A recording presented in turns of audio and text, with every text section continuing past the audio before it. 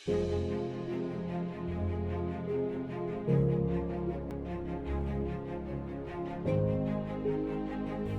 özüңe сенімді, ересек тұлғасың.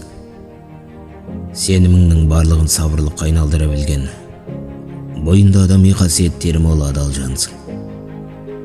Өзіңнің биіктігіңді қашанда әдеби қалпыңмен дәлелдеп, әдепсіздердің қатарына қосылмайтыныңды көріп, қос қолдап тұрып қошемет көрсеткім келеді. Бас шіркін еткен әсем едің.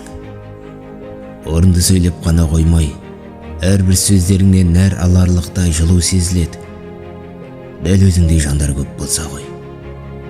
Барлығын жүрегіңде сақтап жүре, бәріне шыдамлықпен қарағаныңа Құдайдың сыйы келеді.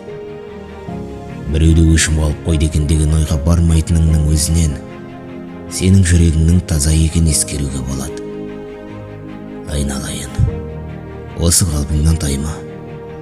Әрбір адам өзіңдей мінезімен мықты, жүрегімен алтын болса, әлем әдемілікке толар еді. Сен барша жанға үлгісің. Соны ұмытпа.